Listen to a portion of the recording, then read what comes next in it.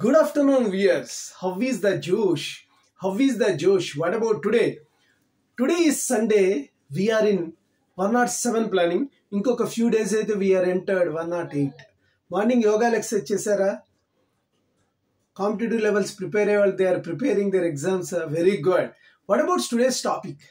Today's topic is maximum Devil movie review. ఇప్పటి వరకు బింబిసారా సినిమాతో హిట్ ఇచ్చినటువంటి మన కళ్యాణ్ రాము నందమూరి వంశం నుంచి వచ్చినటువంటి హీరో కళ్యాణ్ రాము ఏదైతే ఉన్నాడో అతను ఈ సినిమాని హిట్ చేశారా దేవిల్ సినిమాని కాదా అనేది మనము ఈ యొక్క సినిమా విశ్లేషణలో తెలుసుకుందాం. అభిషేక్ డైరెక్టర్ ప్రొడ్యూసర్, నవీన్ గారు కూడా డైరెక్టర్, కొంతమంది డైరెక్టర్స్ కలిసి చేశారు. బట్ ఏం clashes we don't know. But the thing is ఈ సినిమాకు అల్టిమేట్ గా ఇప్పుడు అభిషేక్ గారి పేరు వినపడుతుంది. అయితే ఈ సినిమాలో సీక్రెట్ ఏజెంట్ గా డేవిల్ పనిచేస్తాడు. సో ఫస్ట్ 1940 డేస్ లో ఉన్నటువంటి ఒక విలేజ్ లో ఒక హత్య జరుగుతుంది. ఒక జమీందారు వాళ్ళ కూతురు. ఆ ఇన్వెస్టిగేషన్ భాగంగా ఆ ఇన్వెస్టిగేటర్ గా మన కళ్యాణ్ రామ్ నియమించబడతారు. బ్రిటిష్ వాళ్లకు సీక్రెట్ ఏజెంట్ గా పనిచేస్తున్నటువంటి కళ్యాణ్ రాము ఈ యొక్క మిషన్ అంటే వాట్ ఎవర్ ద హత్యకు కారణం ఏంటి, రీజన్ ఏంటి, ఎవరు చేశారు అనే దాని మీద ఇన్వెస్టిగేషన్ లో అది బ్రిటిషర్స్ కూడా ఇది రిలేటెడ్ టు మేజర్ ఇష్యూ, దీని మీద ఇన్వెస్టిగేషన్ చేయించాలని కళ్యాణ్ రాముని పంపుతాడు. ఇది ఎంతవరకు వాళ్లకు రిలేటెడ్ గా ఉంది, ఇదంతా కూడా ఏ విధంగా ఈ యొక్క మిషన్ ఎంతవరకు సక్సెస్ఫుల్ అయింది అనేది మీరు సినిమాలో చూస్తే కానీ తెలుస్తుంది.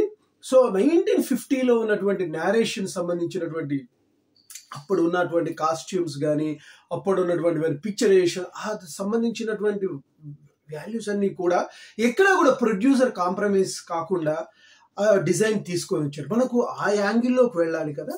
ఆ 1950లో జరుగుతున్న అంటే మన స్వాతంత్రానికి రాగని పూర్వం డేస్ లో అనమాట. అప్పుడు బ్రిటిషర్స్ వాళ్ళు మన దేశాన్ని పరిపాలిస్తున్న టైం యొక్క నేరేషన్ అంతా మనకు ఆ స్పృహలోకి తీసుకెళ్ళాలి డైరెక్టర్. అంతవరకు సక్సెస్ఫుల్ అయ్యారు అనుకుంటాను.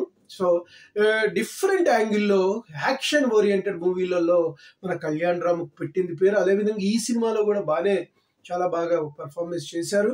At the same time heroine గా సంయుక్త మీనన్ కూడా అద్భుతంగా పలికించారు. అయితే ఆమెకు ఉన్నటువంటి క్యారెక్టరైజేషన్ ఇంతకుముందు విరూపాక్ష అంత రేంజ్ లో లేకపోయినా మామూలుగా ఇంకా కూడా ఆ ఉన్న దాంట్లో పర్వాలేదు అనిపించేలాగా ఉంది. అట్ ద సేమ్ టైం ఇక్కడ ఉన్నటువంటి కళ్యాణ్ రామ్ లో నేతాజీ సుభాష్ చంద్రబోస్ యొక్క తీసుకొని వచ్చి అయితే దానికి సంబంధించింది సెకండ్ హాఫ్ లో మనకు రివీల్ అవుతుంది. ఈ యొక్క సీక్రెట్ కోడ్, దీని ద్వారా ఆ కోడింగ్ ఎలా తీసుకురావాలి, వాళ్లకు ఏదైతే బ్రిటిషర్స్ ఏదైతే నేతాజీ సుభాష్ చంద్రబోస్ ని పట్టాలి, దాన్ని ఏ విధంగా తీసుకురావాలనే ఉద్దేశంలో ఉంటారు. వాళ్లకు ఫర్గా ఉంటూ కళ్యాణ్ రాము ఈ యొక్క మిషన్ ని ఎంతవరకు తీసుకొచ్చారు, నేతాజీ సుభాష్ చంద్రబోస్ దాని ఇదంతా కూడా ప్యాట్రియాటిజం, ఒక దేశభక్తికి సంబంధించినటువంటి దీంట్లో తీసుకొని వచ్చాడు. ఇది ఓవరాల్ మీద ఈ ఇండిపెండెన్స్ ఆ యొక్క స్ట్రక్చర్ ని తీసుకురాతే సినిమా డైవర్ట్ అవుతుందనే పరిస్థితుల్లో ఒక రకంగా తీసుకొని వచ్చి ఫైటింగ్ నీతో అద్భుతమైన సెకండ్ హాఫ్ లో ఉన్నటువంటి డైలాగ్స్ కి నిజంగా గూస్ బంప్స్ వస్తాయి. కళ్యాణ్ రామ్ గారు చాలా బాగా పర్ఫామ్ చేశారు. At the same time first half లో సినిమా కొద్దిగా స్లో మూమెంట్ గా ఉంటుంది. దాంట్లో 2 సాంగ్స్ ఉంటాయి. ఒక సాంగ్ ఏమో మామూలుగా ఐటమ్ సాంగ్, ఇంకో సాంగ్ మామూలుగా హీరోయిన్స్ మధ్య సాంగ్. అయితే ఆ ఐటమ్ సాంగ్ లో కొన్ని మనం ప్రజెంట్ చూసినట్టుగా కొన్ని ఉంటాయి.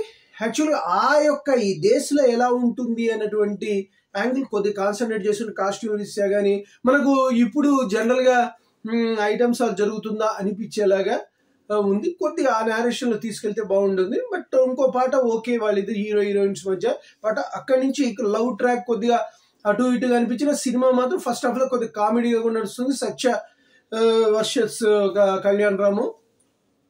సో ఆ యొక్క బాగానే అనిపిస్తుంది ఫస్ట్. కాదు సెకండ్ హాఫ్ లోకి వచ్చేటప్పటికి కళ్యాణ్ రామ్ గారి డైలాగ్స్ గూస్ బంప్స్ తెప్పిస్తాయి, అది మాత్రం ష్యూర్.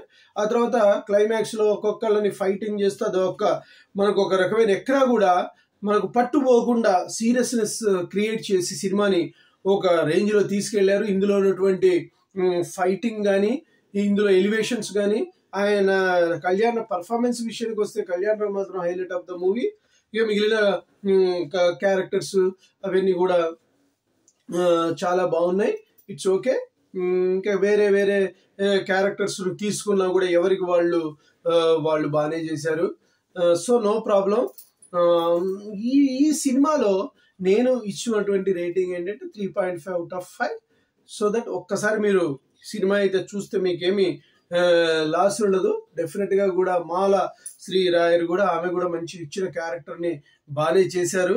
సో దట్ ఓవరాల్ మీద ఎక్కడ కూడా ప్రొడ్యూసర్ మనీకి ఆలోచించకుండా నేరేషన్ తీసుకొని వచ్చి సినిమాలో పట్టు తీసుకొచ్చారు. ఎక్కడికక్కడ సీరియస్ సస్పెన్స్ తో కూడినటువంటి ఫస్ట్ మిస్టరీ లాగా క్రియేట్ అయినటువంటి మూవీ హత్య నుంచి తీసుకొని వచ్చి అది రిలేటెడ్ టు నేతాజీ సుభాష్ చంద్రబోస్ సంబంధించినటువంటి ఎరీనాని టచ్ చేస్తూ ఒక రకమైనటువంటి కోడింగ్ విధానాన్ని తీసుకొచ్చి అదంతా కూడా చాలా డిఫరెంట్ పాయింట్ తో తీసుకున్నాడు. ఎప్పటికప్పుడు కొత్తగా వినూత్నంగా ఆలోచించి తీసుకునేటువంటి సంకల్పంతో ఉన్నటువంటి కళ్యాణ్ రామ్ గారికి ఇది సినిమా డెఫినెట్ గా మంచి హిట్ అవుతుంది అని నేను భావిస్తున్నాను. అందరూ కూడా ఒకసారి చూడండి. డెఫినెట్ గా నా రివ్యూ మీకు నచ్చినట్లయితే please subscribe my channel and share to the others. One more thing, bell icon click చేయండి. అలా క్లిక్ చేయడం వల్ల నా ఎవ్రీ నోటిఫికేషన్ అందుతుంది. Bye, your Sesh.